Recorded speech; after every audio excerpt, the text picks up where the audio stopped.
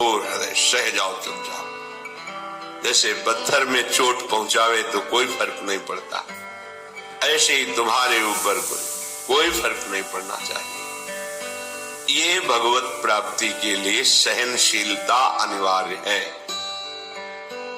तो कोई भी हमें पीट के चला जाए, हम सह जाएं, ऐसे तो बहुत अत्याचार बढ़ जाएगा।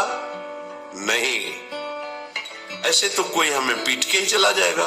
नहीं, तुम्हारे समीप भगवद आश्रित हो, भगवान का रक्षा कवच लगा हुआ है।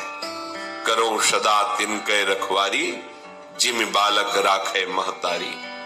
आपको पुष्ट करने के लिए, परमार्थ का सूरवीर योद्धा बनाने के लिए भगवान थोड़ी छूट दे दें, भले किसी को अपमानित करो। इसे देखो कैसा लगता है। इसको अपमानित किया, बहुत दुखी हुआ, रो दिया प्रभु से, फिर प्रभु किसी न किसी रूप में शास्त्र, संत जन, गुरुजनों से समझाएंगे ये तुम्हारी स्थिति ठीक नहीं है, सहना सीखो।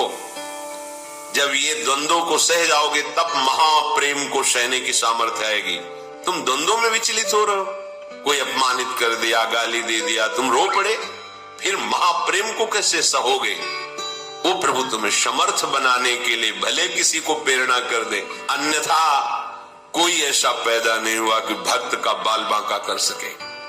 वो हाथ उसी समय नष्ट हो जाएगा जिस समय भगवान के जन की तरफ वो अन्य भाव से हाथ उठाएगा।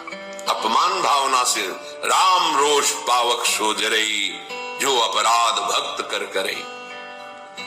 हमें चाहिए सहनशीलता। अगर कोई हमें कटुवचन कह रहा है, कोई पीड़ा पहुंचा रहा है, चुपचाप सह जाओ। ये भगवान आपको मजबूत करना चाहते हैं, प्रेम मार्ग का शूरवीर योद्धा बनाना चाहते हैं। तुम्हारे हृदय में ऐसी सामर्थ्य दे, सच्ची मानिए। नहीं तो बड़े बड़े महापुरुषों को इतनी सामर्थ्य है उनमें, भगवान अधीन है और उनको भी कोई पीट दे, कष्ट दे दे, ये खुद विधान बनाते हैं। श्री माधोदास बाबा जी समुद्र के किनारे पर्णकुटी में दरवाजे की तरफ पीठ करके, कुटिया की तरफ मुख करके कि कोई भजन में विक्षेप ना पहुंचाए, ऐसे बैठते थे। छोटी सी झोपड़ी थी, तो दरवाजे की तरफ पीठ है और पीछे की तरफ ऐसे मुख किए, निरंतर भजन में। 2-2, 3-3 दिन हो जाते, भोजन के लिए भी नहीं जाते। श्री भगवान करुणा करके स्वयं जगन्नाथ जी अपने भोग की थाल लेकर आए। बाबा, ये जगन्नाथ जी का प्रसाद है, प्रभु ने भेजा है, पालो।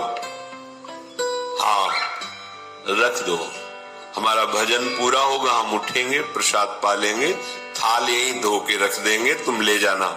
अच्छा बाबा, रख के चले। समय हुआ भजन पूरा, तो दिखाए तो स्वर्ण की थाल भगवत प्रसाद, आनंदित होकर पाया और समुद्र में मार्जन करके थाल रख दी। अब वहां थाल गायब हो गई भोग की। किसी ने बताया, हमने देखा समुद्र किनारे पर्णकुटी में वो थाल धुली हुई रखी, माधवदास बाबा क्या। भगवत पार्षद जन आए, तुमने थाल चुराई, पिटाई की? कुछ नहीं बोले। जब भगवान ने भोग प्रसाद दिया, तो जैसे उसमें आनंद, ऐसे भगवान के पार्षद धक्का मुक्की करके पिटाई करे, उसमें आनंद। किसने किया? उनको ये समझ नहीं है कि ऐसे एकांतिक गर्भगृह से भोग की थाल भला बाबा के, और अगर ले जाते तो सब बाहर ही तो बैठे थे ध्यानस्थ कि भगवान भोग आरोग रहे, पार्षद बैठे हुए चिंतन कर रहे। पर वहां प्रभु पिटाई करवाना चाहते थे। नहीं, किसी की ताकत है कोई छूले भक्त को, क्यों करवाना चाहते? अपने भक्त को मान रहित, देह भाव रहित, हृदय में ऐसा महान पुष्ट भगवत प्रसाद पा रहे हैं, भगवत पार्षदों से पिटाई दोनों समान। इसीलिए भक्त जनों के साथ कभी कभी ऐसे बर्ताव हो जाते हैं, तो उनको ये नहीं सोचना चाहिए कि कहां गए भगवान, रक्षा क्यों नहीं की।